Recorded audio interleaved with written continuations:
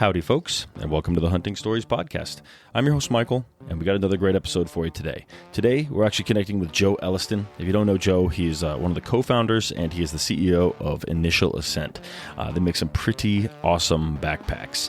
I haven't used them before this episode, but I was doing my research because my backpack doesn't stop squeaking, and I hate taking it out. I start to hear phantom bugles. It's just phantom turkey gobbles.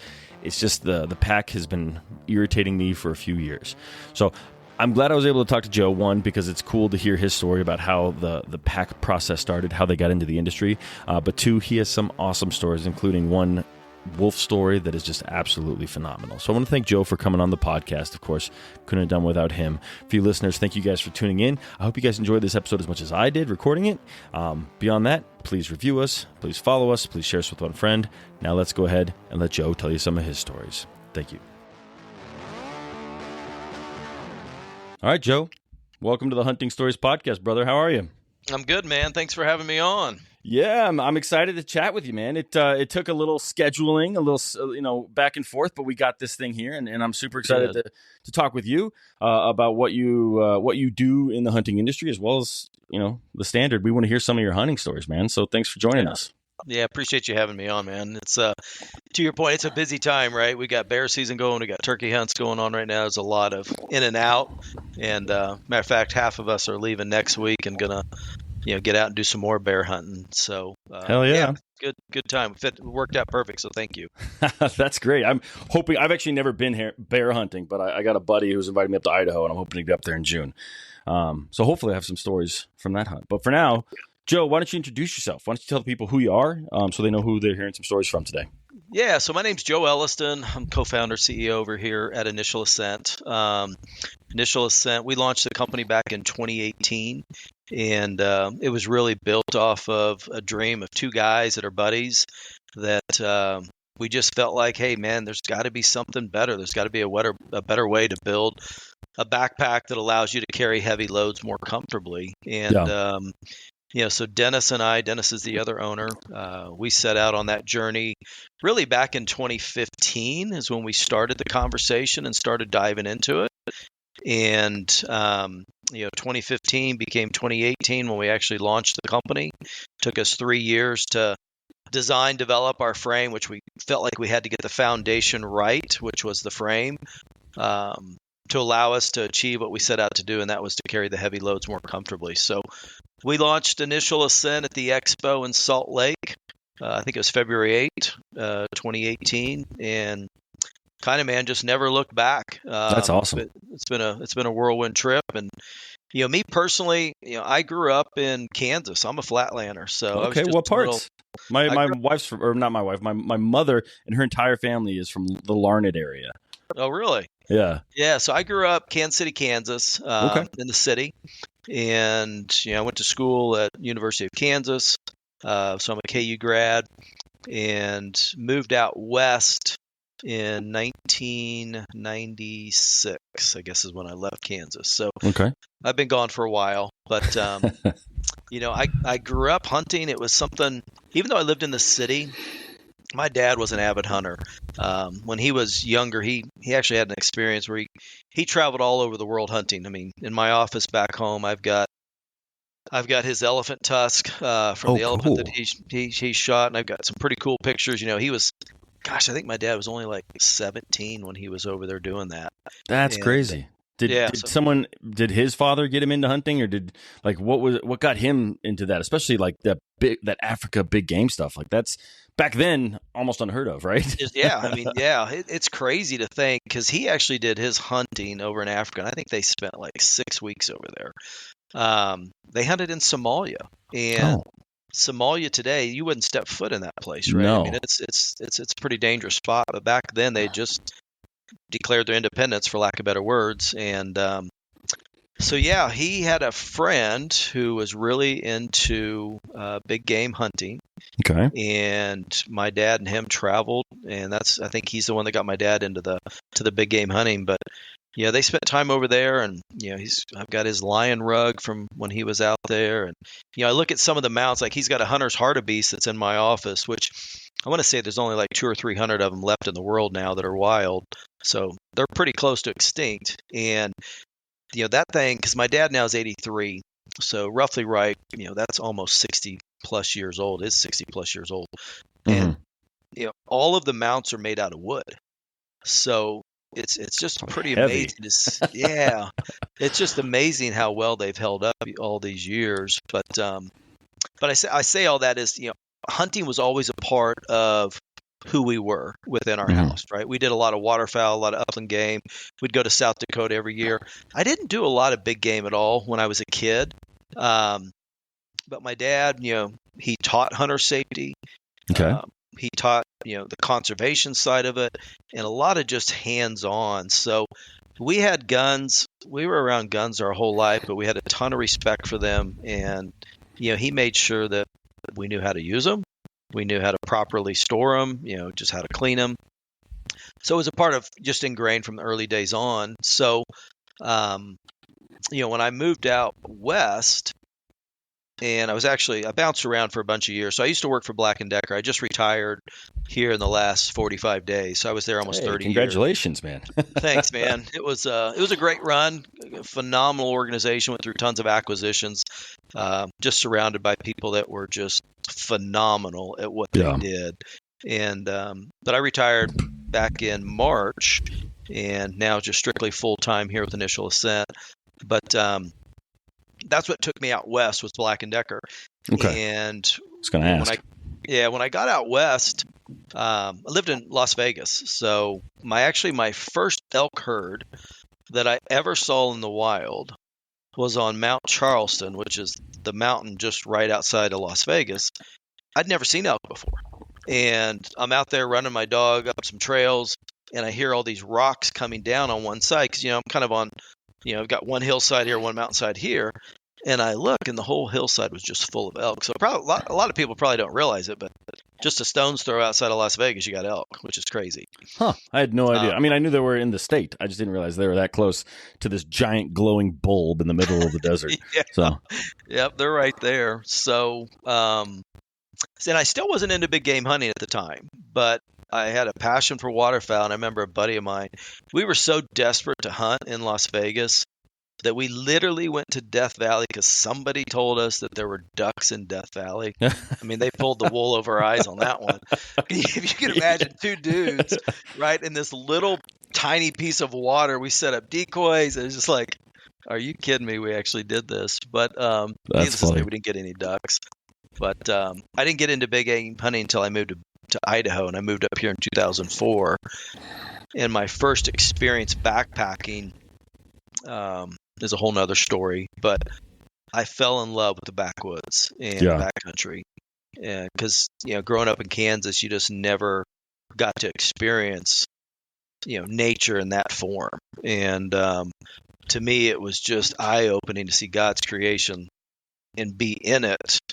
And, man, I just never looked back. So that's what started my journey.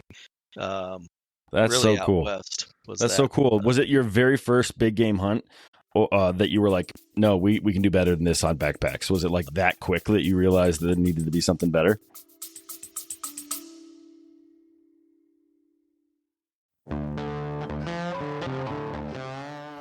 Hey, hunters. Have you ever had one of those stories, the ones that you didn't want to tell, the ones that end in failure? Yeah, I've been there. Actually, you know what? The culprit for me usually is bad optics, or worse, lack of using my optics at all. Picture this. I spot a trophy buck, or an antelope, or an elk, whatever it may be. My heart is racing, but the blurry view, or I just can't quite identify exactly what I'm looking at, it has me second guessing. Well, that's where Vortex Optics comes in. With crystal clear glass and rugged durability, Vortex gives you the confidence to take the shot. Don't let poor optics ruin your story. Make every moment count. Upgrade to Vortex and turn your hunting tales into triumphs. Visit vortexoptics.com today.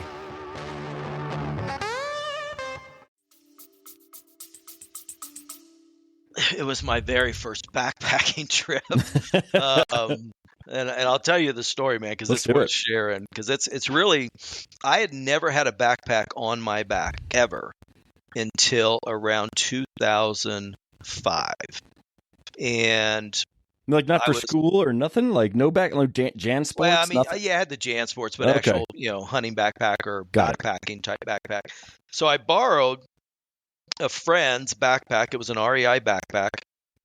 Had no idea how to use it, but I was invited to go out with two other fathers and we were going to take our boys, and there was a group of 2, 5, 7 boys that we were taking on this backpacking trip up into a high lake up in just outside of McCall, Idaho.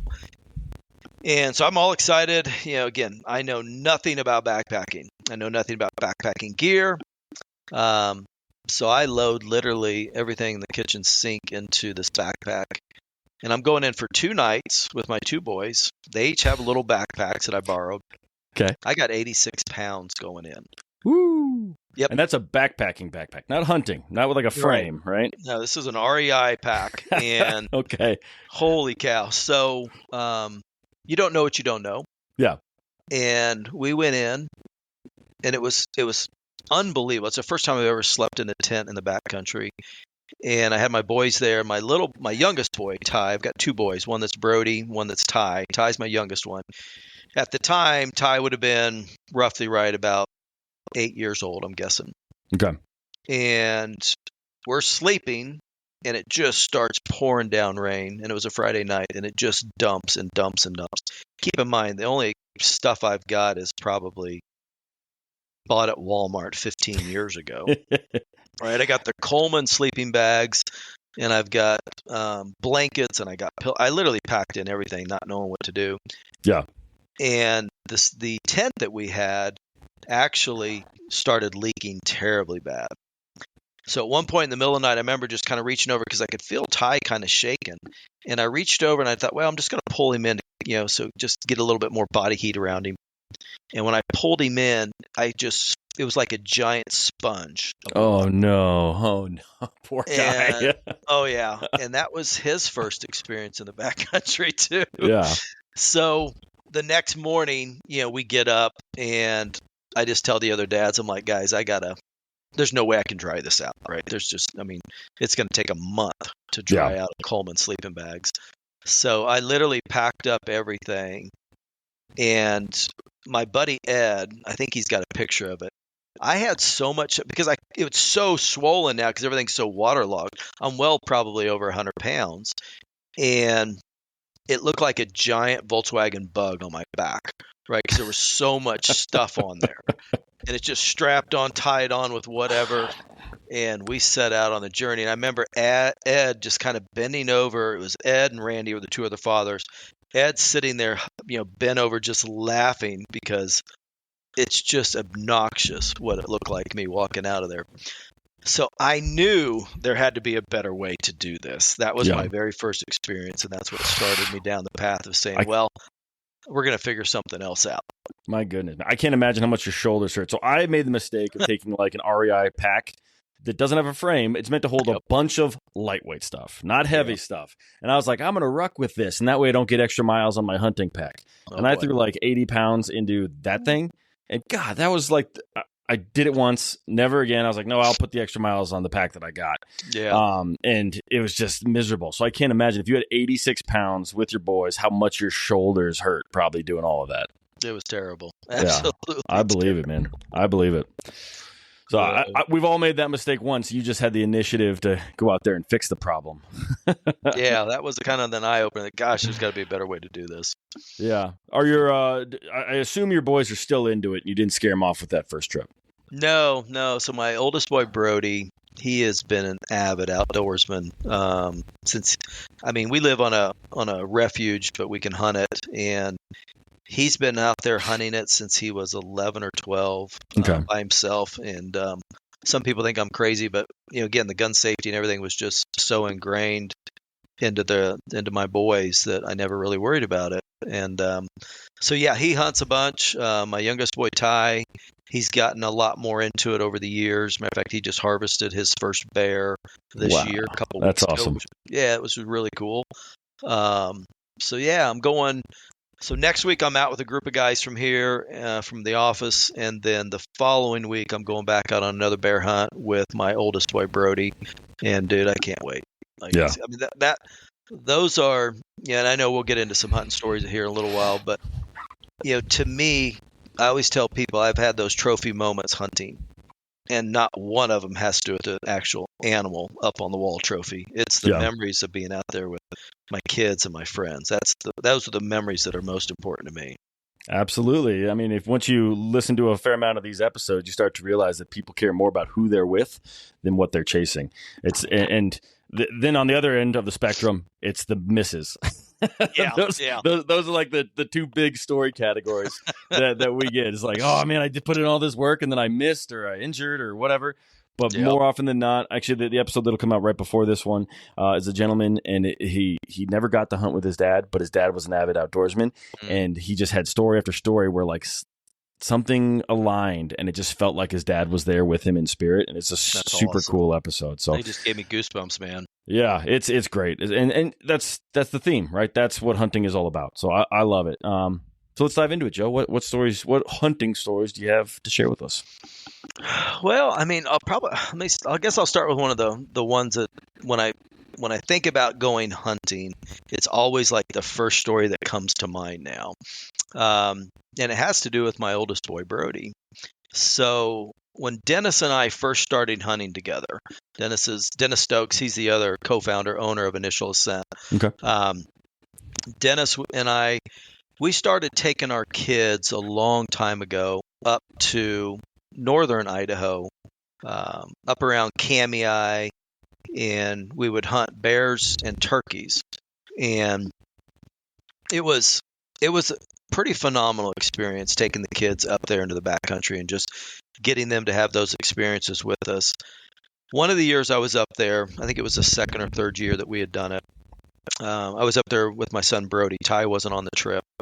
And Brody was probably in, I'm going to say 7th or 8th grade, because he was running cross country. And back then, this is 12, 13 years ago. Back then, the kids would wear these bright, bright, bright neon type color running pants, right?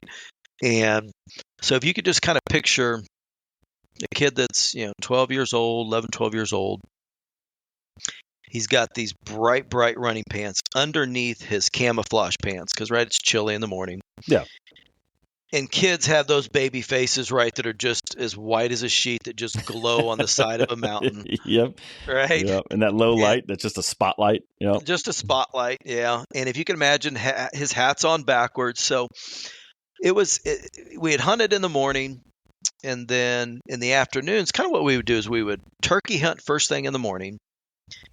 And then afternoons, we would, go set somewhere, try to pull a tom away from the hens. If the hens were, on the nest, we felt like, hey, it's a good chance we could maybe get something in the heat of the day. And then most of the evening would be dedicated to bear hunting. Okay. And so we had turkey hunted that morning, got on some birds.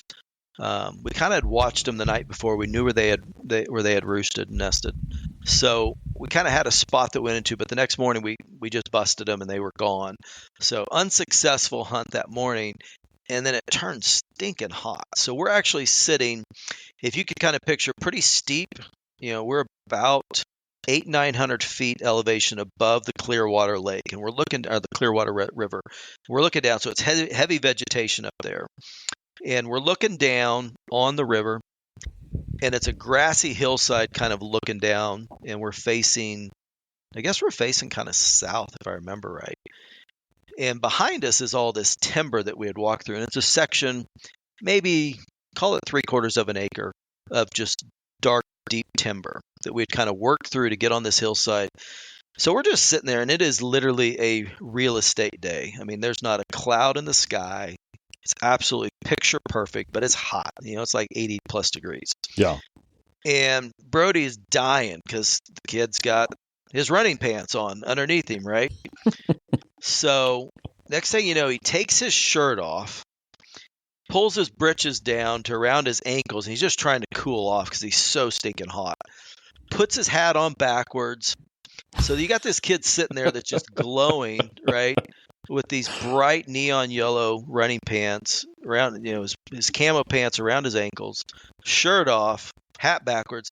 And I get up, I'm going to go take a leak in the woods. So I just get up and I'm moving around because I can't sit still very good. I'm a terrible whitetail hunter. And so I get up and I walk back maybe 10 feet into that timber. And I'm taking a leak. And I've got my box call with me. And after I did that, I just said, well, I'm just going to hit the box call. What the heck? So I just, bam, hit it.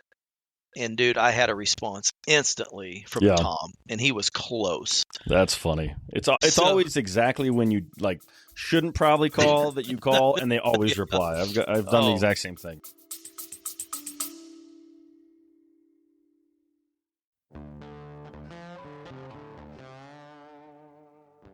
Imagine this: you're deep in the wilderness. The sun is rising, casting golden light over rugged terrain. Your heart races as you navigate through the backcountry, knowing the perfect shot could come at any moment. This is where memories are made and stories are born. Ultralight rifles are often seen as Mountain West guns, but the Ridgeline FFT from Christensen Arms breaks that mold.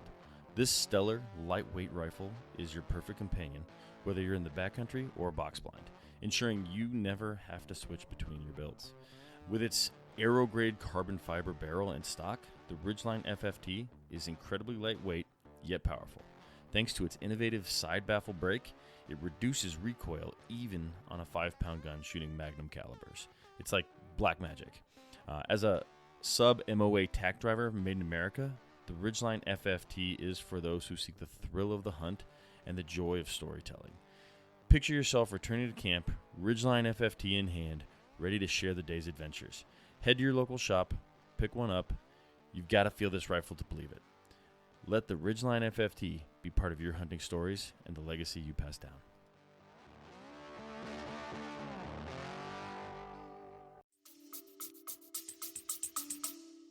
Man, he just hit it back hard. I'm like, oh, man. So I turned around and I ran back, the 15, 20 yards where Brody was. I'm like, dude, grab your gun. Let's go. There's a Tom coming.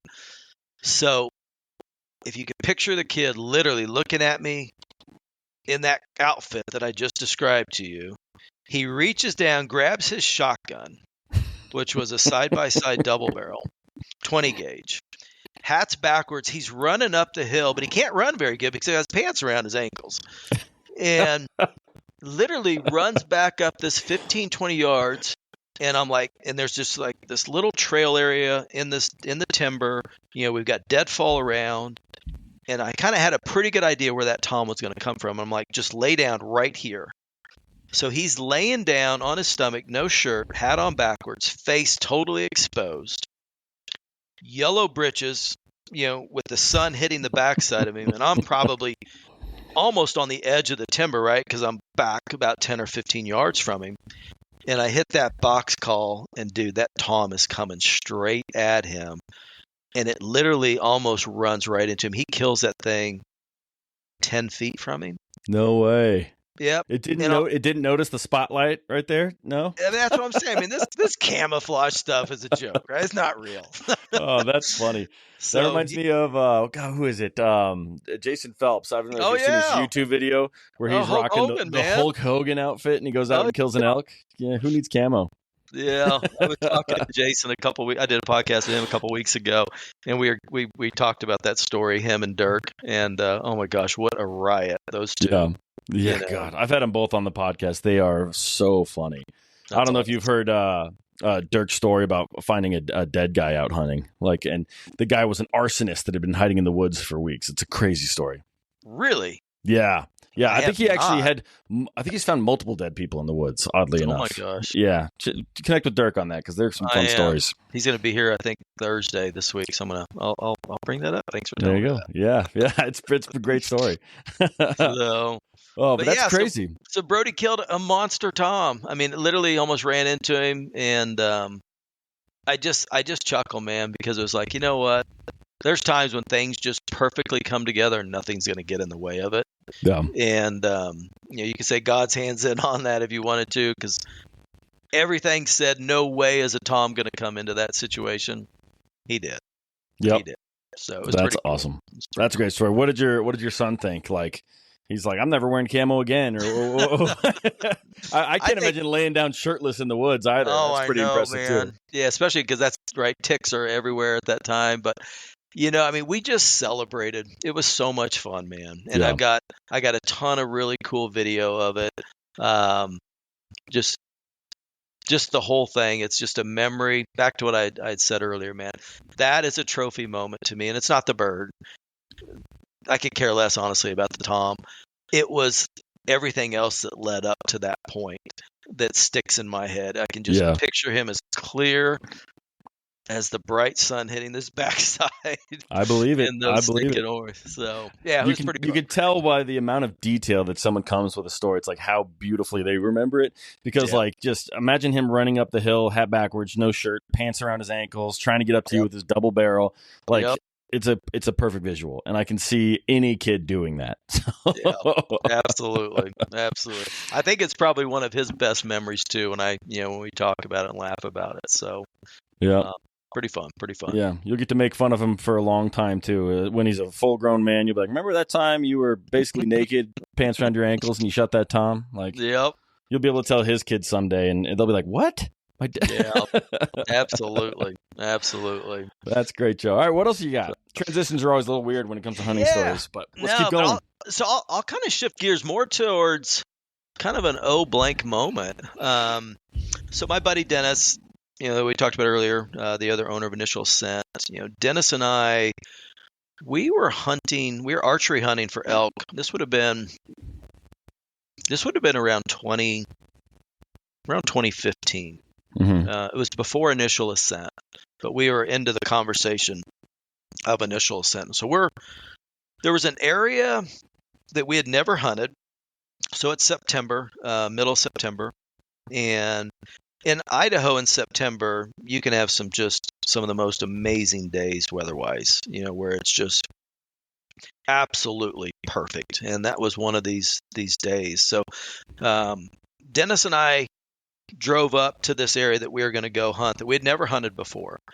And I had done some research on Google, and I had located, hey, this looked like this would be an area I want to go check out. I had a buddy that had told me about, he had hunted 3 or 4 miles away from this area, a couple ridges away, had some really good success, and said, hey, man, if you got some time, this might be an area to go check out. Just kind of gave me some generalities.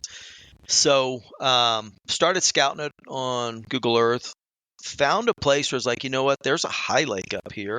We could camp at this high lake. Then we've got water. We know we've got water. And didn't look like there was a lot of options on where we could camp on this high lake. But I could tell on Google Earth that this was a pretty spectacular place because the little high lake, and it wasn't a big one, it was only about 70 yards across. Yeah. It sat deep, deep, deep in this canyon, and it was almost like you had granite around it.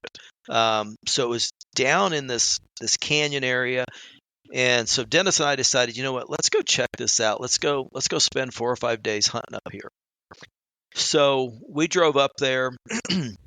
And then we started our hike in, and it was about 3.5 miles into where we were going. But by the time we actually got up there and got in, we probably hiked the last half a mile, getting pretty dark, right? And we'd never been there before, so we're trying to piece our way in there. And back then, you used GPSs.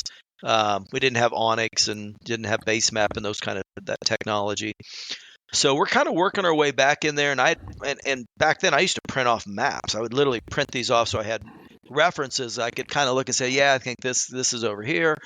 So we were working our way, and then we got to one area. It was like, okay, now we're going to go straight down kind of this game trail that would take us into where we thought the high lake was where we were going to camp.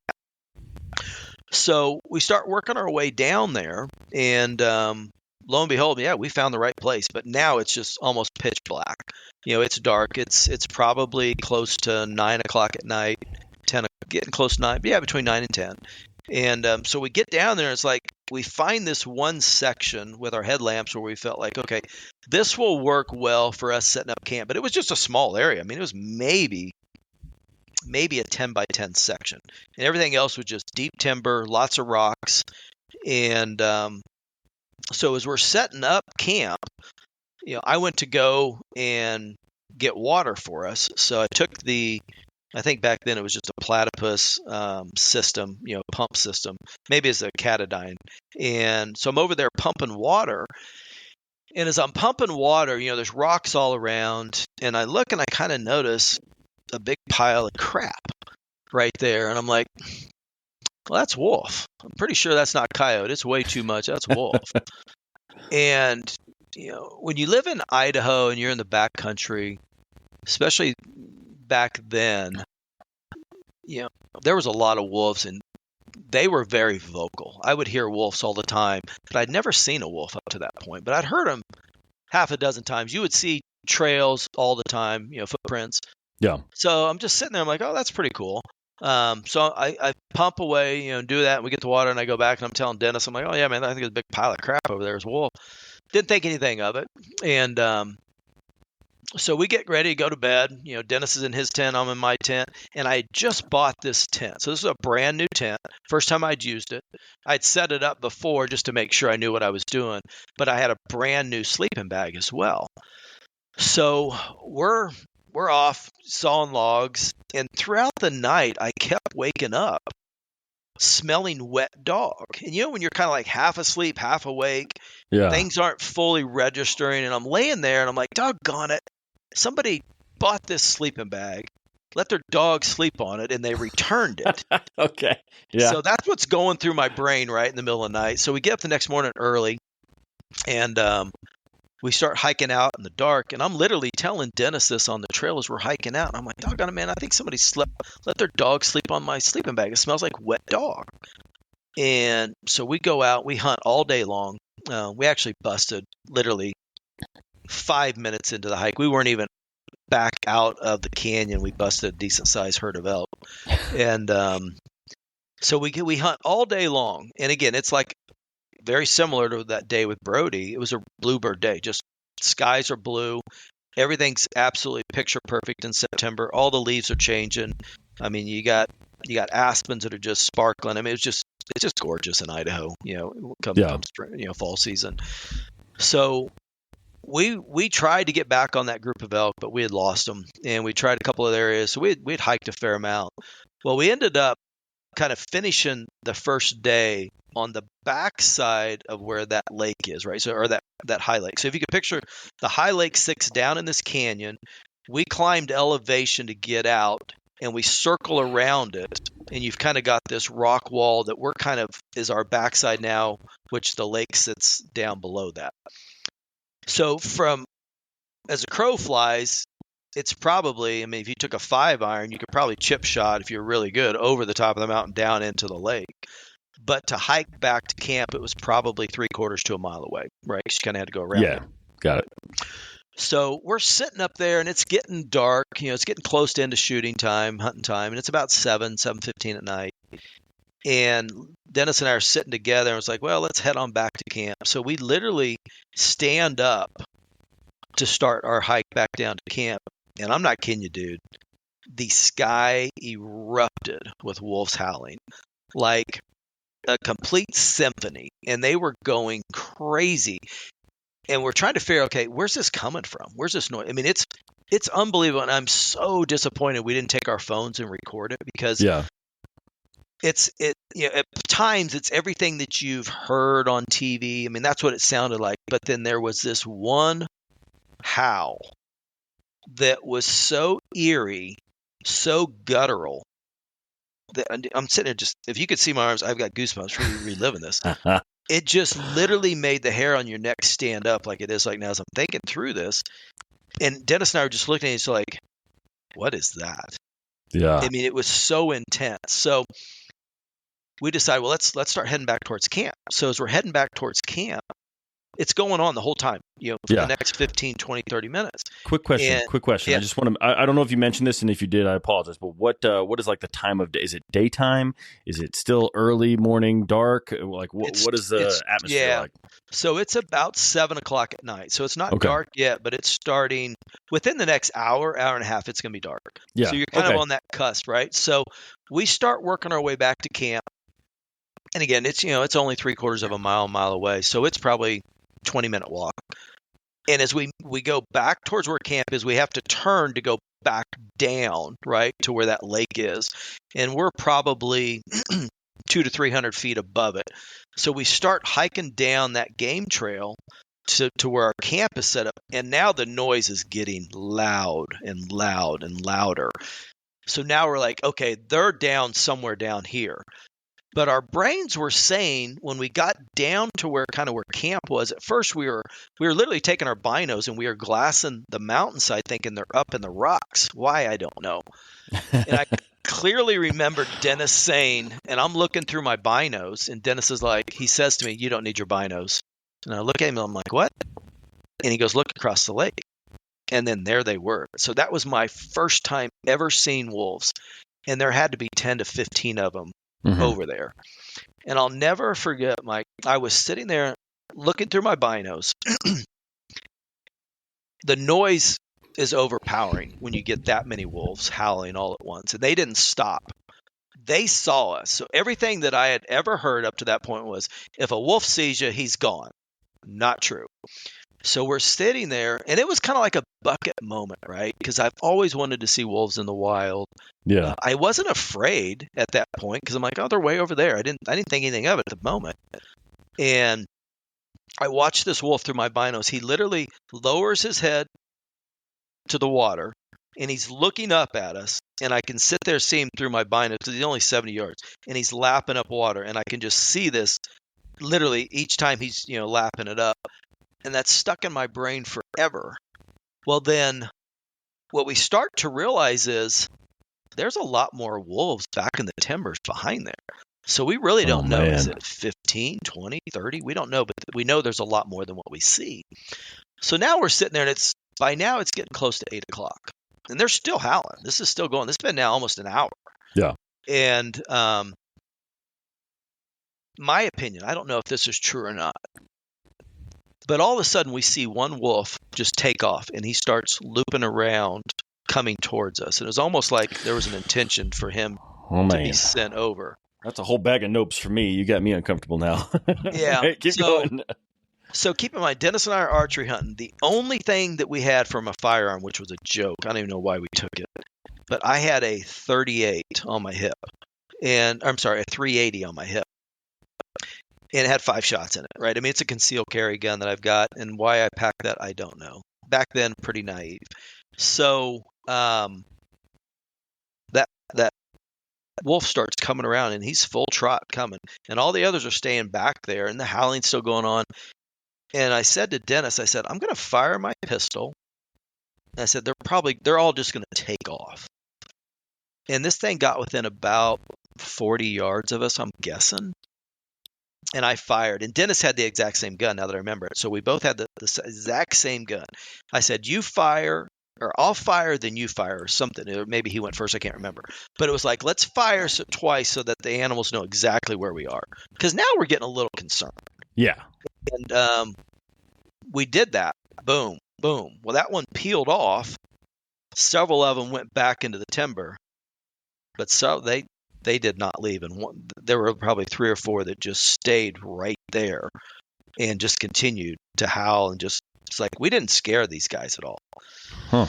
So now it's getting darker and darker and darker. Now it's probably about 8:30, 8:45, and Dennis and I made a little fire, and they're getting closer. I mean, they're not leaving. And now it's totally pitch black. This goes on till 10:30, 11:30 at night. And Dennis and I finally were just like, they're within 15, 20 yards maybe of us. Could you pinpoint the number or like ballpark it? Or it was just like 1 or 2 or no idea? No, I would guess. I don't think the pack ever left. Sure. I would say there was probably excess of 20. Jeez. And so we're getting more and more concerned. I'll just be honest. We were kind of like, crap, what do we do? Yeah. Yeah. And so we made the decision. It's like, okay, we're going to pack up and get out of here because this just ain't going to happen. Reasonable decision. Yeah. Yeah. And it's just like, there's not going to be any elk around here now with this many wolves anyway. So let's pack up. So we did. And the way we did is Dennis packed up first, and he's always more organized with packing his pack.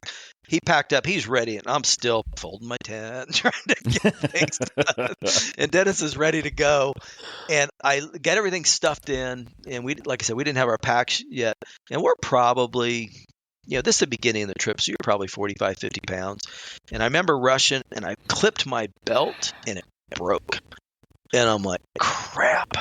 I got to pack out now with everything on my shoulders because that belt just snapped. And so I had a really bright flashlight because my headlamp was just garbage. And I remember as we hiked out that trail to get back up kind of to the main area to get out of the canyon, I literally was hiking out backwards for the most of it, shining as Dennis was kind of going forward. Because they didn't leave. They continued to kind of follow us for a bit. Whoa. Ugh. And we finally get on the trail. We bust butt, get down. And you're just like wired, right? I mean, you've got so much adrenaline going through you. You're on pins. Your every sense is heightened to the 10th degree. And we come around this bend on the kind of the trail that we were on. And dude, we walked right into a giant black cow that was like 5 feet in front of us. And we about like a moo cow. Moo yeah. cow, right? Okay. Yeah. I mean, you talk about jumping through your skin. Holy cow. Lucky we didn't shoot that thing. And oh, man. So we finally get back to our trucks. And dude, it was an experience, man. I don't worry about wolves to this day in the backcountry. But you know what? That was a moment where it's like, ugh. So we had been to a show over in Cody, Wyoming, probably 3 months prior. Okay. And there was a gentleman there that was with Fish and Game, and he was the Bear Wise coordinator for Cody.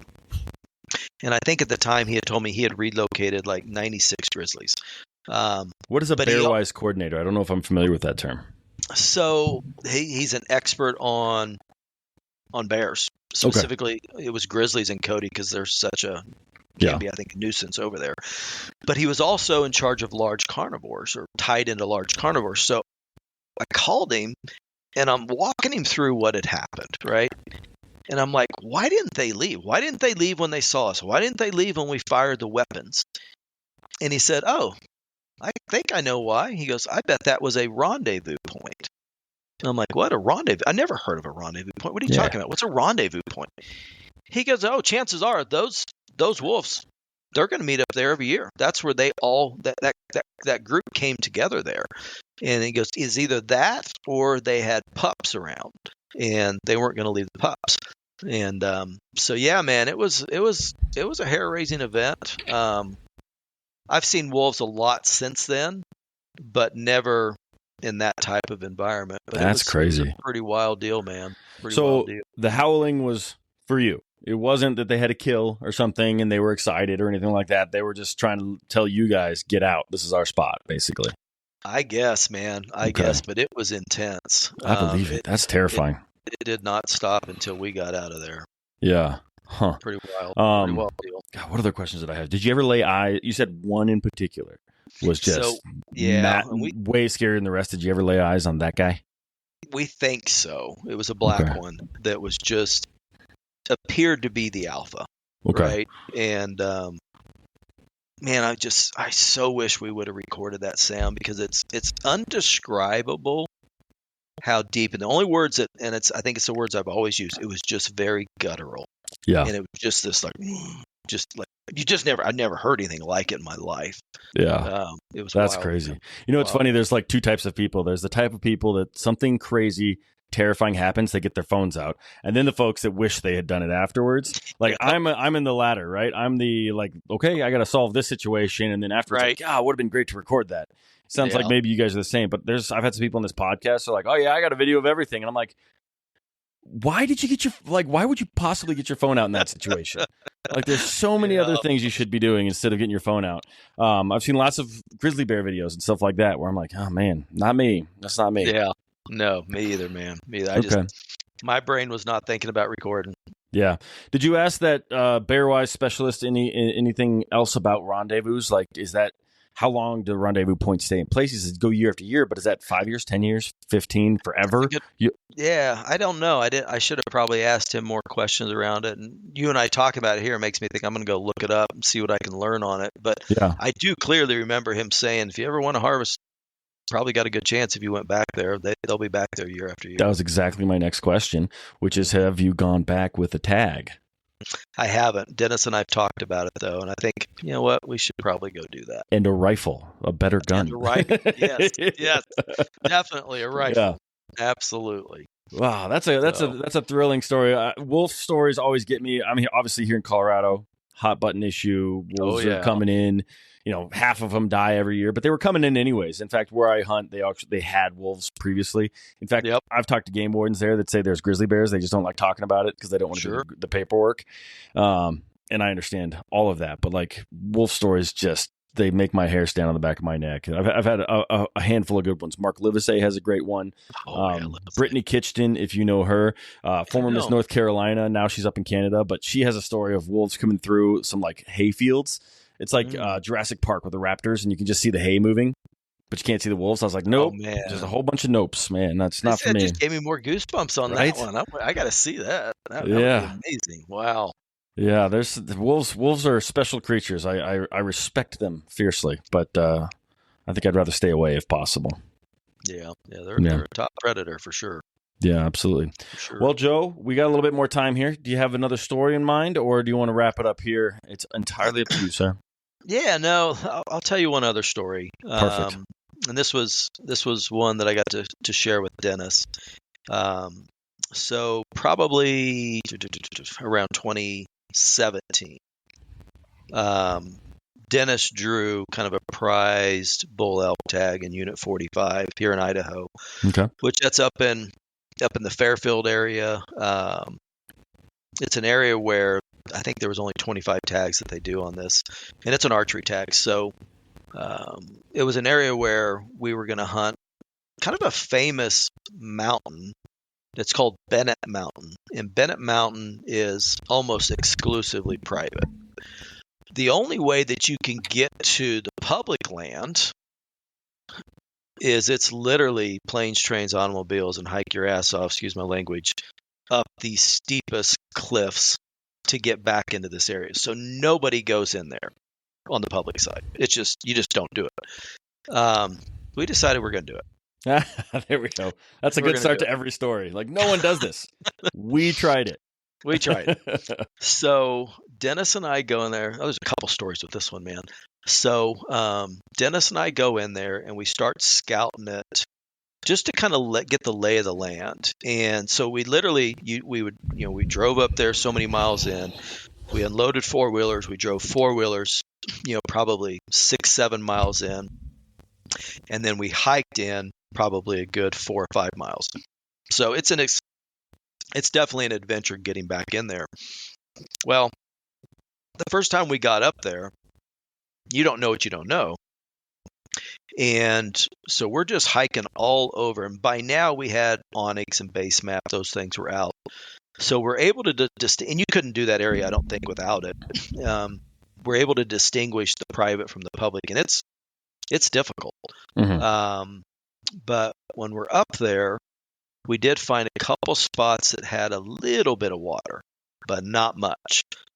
So, and we thought in a couple weeks, man, this water is going to be gone. There's not going to be any water up here, which is going to make it really, really difficult because we didn't want to have to go up and down 1,500 to 2,000 feet every day to get water. Yeah. So we made this decision. We're going to do a pack in the week prior and just take in nothing but water for basically a 10-day hunt. And so we had 3 of us. It was Dennis and I think his son Trey went in. And my son Brody might have gone in on that one too. I can't remember. But we packed in a crap load of water. And we got it in there, kind of got things, and we kind of got the lay of the land where we were going to set up camp. So the following week, Dennis and I go back in, and we hike in there. And it's, like I said, it's brutal. It's rough terrain to get back up in there. And we get up on top. get all of our camp set up. It's the day before the hunt. We had bulls behind us. Literally, we're watching bulls raking trees, big bulls. Yeah. And it's just like, oh my gosh, this is going to be epic.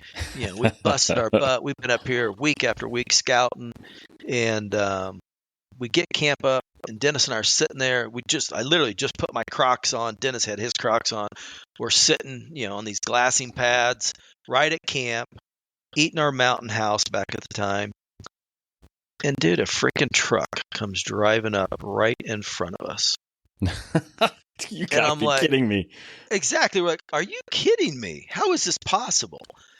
And they go about 100 yards up past us, and they get out, look over this edge, and they start wailing on bugles. So Dennis and I look at each other, and we're like, let's go talk to him. We got to figure out, how is this possible? Yeah. So we go over there, and we start talking to the guy. Well, he gets all upset. He's saying, you're on private ground, and we were looking on the map and all that. Well, he gets on the phone with the owner that owns some land that he thought we were on, and the owner's like, no, they're good. So he calmed down and ended up having a good conversation with the guy, but they ended up leaving. He said, hey, we're not going to hunt for several days, yada, yada, yada. But they had access through this road from the private landowner, which needless to say, must be nice, right? Must be nice. Absolutely. We're like, can you bring us some water?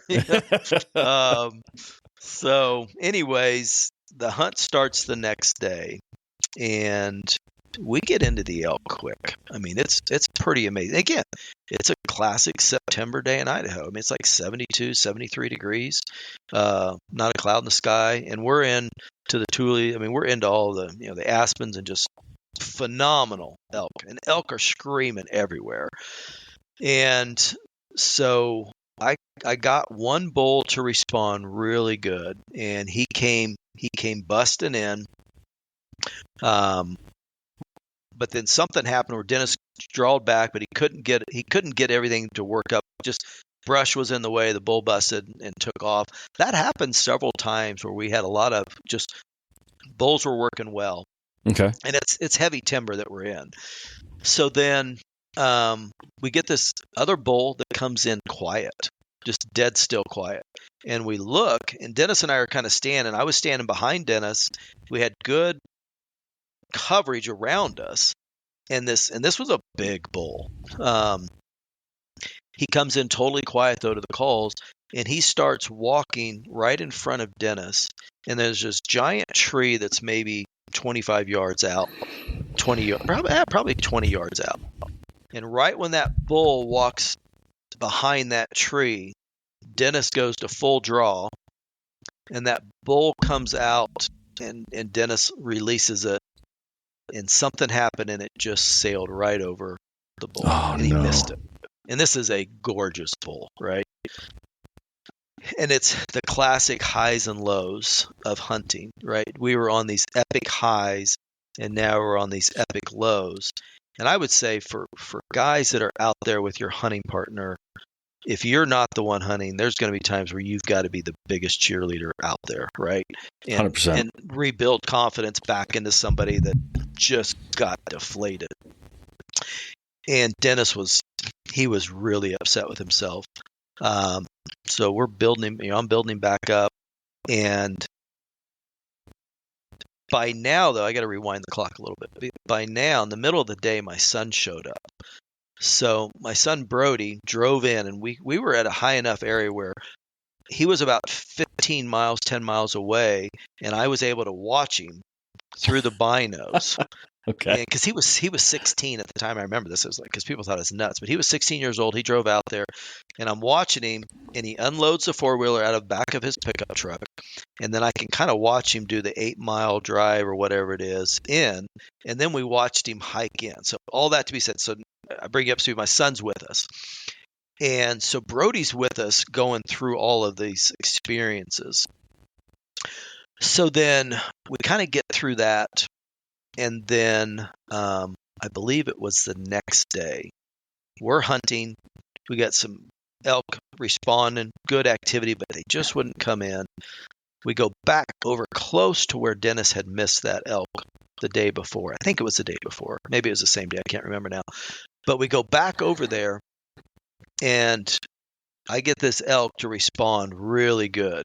And I hit him right back with an aggressive bugle at him, kind of a challenge bugle. And Dennis and it's deep timber. So I'm over there, I'm raking with a big old broken branch. Brody's filming this on his phone. And it's deep, deep, dark timber. Dennis is standing, kind of kneeling in a crouch down position in front of a bunch of thick timber. And all of a sudden, we see this bull start working his way up, and he's coming quick. Okay. And he comes and he comes and he comes, and he literally gets 5 to 8 yards away from Dennis. And Dennis can't draw, right? Because, I mean, he could just reach out and touch him. He's right there. And then, boom, it happens. The bull realizes, wait a second, something's not right. And Brody and I are about 15 to 20 feet further back. That bull starts to turn to go, and he runs, just barely moves back, and I hit him with a cow call. Dennis was thinking, and he hit him with a cow call too, and that bull stopped 12, 13 yards away and just stopped completely dead. And while all this was going on, Dennis was able to stand up, and he drew back, and he freaking launched that arrow and just bam, I mean, just nailed that bull. Awesome. This was his first bull, and my son, God bless him, as that bull was charging up, Brody thinks, I can't screw up this hunt if something happens with this camera on my phone, so he stopped it because he was so afraid that he would mess it up. God bless him. But so we got the bull running up, and that's it. And so Dennis lets the animal runs.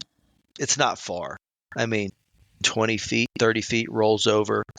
And we sat there and we just kind of took it all in for a little while before we went over to the animal. But I've got this most amazing picture, and it's one that everybody's common. You know, you've seen it with people where they kind of have their hand on it, they're praying. But it meant a lot to me, right, to be able to share that with him, to be a part of his first bull elk, and to go through the highs and lows of the hunt, right? Yeah. And so then here we are, man. We got this bull down, and we're deep, deep, deep back in here. And I remember looking at Dennis going, all right, man, what are we going to do? We got to get this thing out of here. So we did all of the processing right there. We hung up everything in the trees, and it was only maybe from our camp a mile and a quarter. So we were going to leave it up there and just let it cool for the night. But we ended up taking it all back to camp and hanging it up in the trees there. And that night we start calling people. I was like, hey, what are you doing tomorrow? Yeah, we got a bull down up here. And get a hold of that guy with the truck, right? The guy that drove right in. Oh, yeah. Well, actually, we did try to get a hold of him. He wouldn't respond. But so we called some friends, and my youngest boy, Ty, and all of his buddies and Brody's buddies, all these young kids said, hey, we're coming. So I remember by now we had prototypes of Initial Ascent packs. Okay. So we were given prototype packs to these kids. My wife was putting them together so that these kids could come up and help us. So these kids all show up, and there's like 6 of them. And then we had a couple of other people that showed up. Dennis is one of his business partners from his consulting business, showed up with his father, and we had a team of people show up. And so now we're packing all this stuff out, right? And we're doing it in waves. We're like, okay, we get all the meat down, and then we get all the camp down. So we get everything kind of down other than one load, maybe one big load left. And I had all the kids with me now. And I'm gonna okay, we're gonna take all this meat back on the 4-wheelers, unload it in the coolers back at the truck, and then we're gonna come back up and help folks get the last stuff out. So I take all the boys out, and again, it's like 6 to 8 boys. I can't remember the exact number. So we get back over, and now we are in true Idaho flat desert area. Is where we were parked, right? There's nothing but sagebrush. But there are a few lava flow canyons out there that are they're shallow ones. So as we're cruising back, we're within 75 yards to 100 yards of the trucks. And there's a cinnamon bear running around down there. And and my brain is like, we got to get this meat on ice. We got to get this meat on ice. And we all stop because there's like four of us on four different four-wheelers doubled up. And this one kid named Mason, he goes, Mr. Elliston, I got a bear tag. Can I kill that bear? And I'm like, I don't know this kid. I don't know who you are. I don't know what your family thinks or believes. And I literally said to the kid, as I'm continuing to try to get to, I'm like, I'm not worried about the bear. I'm like, let's get the meat unloaded. And I said, I would have to talk to your dad. I got to get your dad's approval. That's reasonable. And the kid takes off. The next thing you know, I see him on the phone, and I'm unloading meat. This bear's still running around in this lava field, and with all of us running around. Well, next thing you know, the kid hands me a phone. He's like, my dad's on the phone. And I get on the phone with Mason's dad, and he's like, yep, let my son kill that bear. He's killed bears before. I'm like, all right. So my oldest boy, Brody, his truck's there. He's got a 270 rifle in his truck. Mason grabs his 270. Now you can picture these 8 kids all running towards this lava field. Like a soccer team. Yeah, and I'm standing on the four-wheeler going, this probably is not going to turn out great. And next thing you know, Mason stands up and he's shooting at this bear, and the bear's running all over the place, and he's shooting. And I remember screaming at Mason. I said, lay down and take that shot.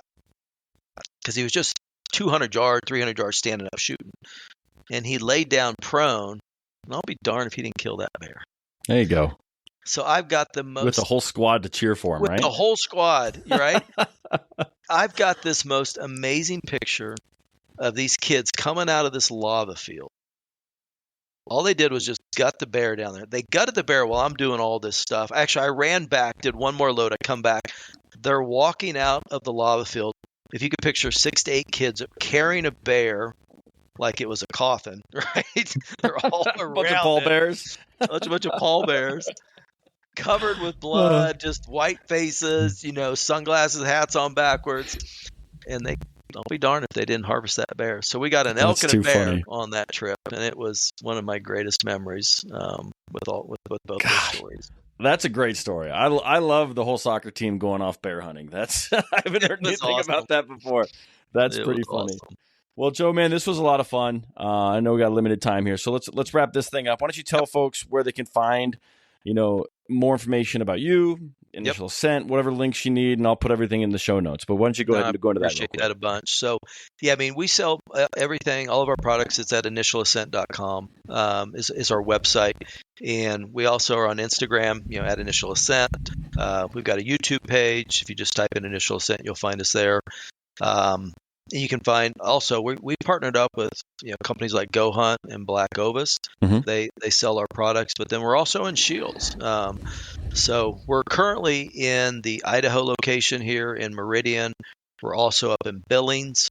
We're in Sandy, Utah. We're over in Reno, Tahoe area in those Shields locations, and we'll be going into other locations, I would suspect, as this year goes on. So if you're in any of those areas, you can try them on as well. But hey, if you're looking for a backpack, if you're looking for a pack that is a one and done, and that's how we look at it, is we look at it as a lifetime. We put a lifetime warranty behind on our products. That's awesome. And we can tell you one thing: our packs are going to carry heavy loads more comfortably. And that's really what we do, is we carry heavy loads more comfortably.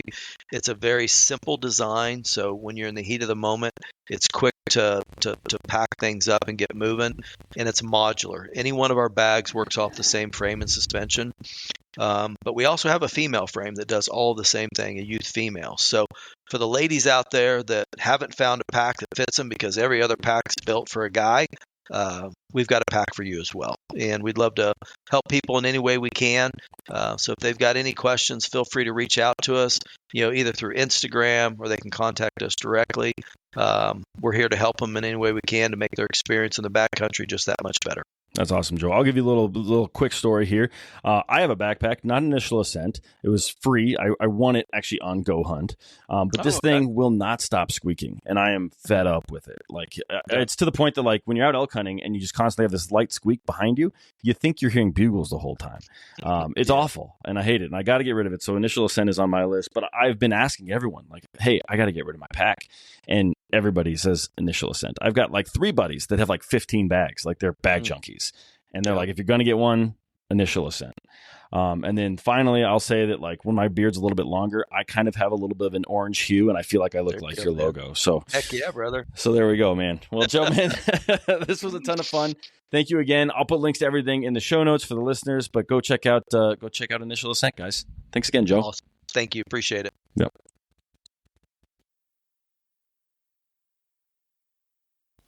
That's it, folks. A few more stories in the books. I want to thank Joe again for coming on the podcast. I think that wolf story, it'll stick with me. In fact, I recorded this maybe 2 weeks ago, and I've already told that story to a few people since the release of this actual episode. So thank you again, Joe. I do appreciate it. Hopefully we can get Dennis, the other founder, on sometime soon. But that being said, guys, if you're looking for a backpack, check out Initial Ascent. There's links to everything in the show notes. I am going to get one. In fact, I'm probably going to get 2 here, one being the everyday carry because I just need an everyday bag for work and things like that.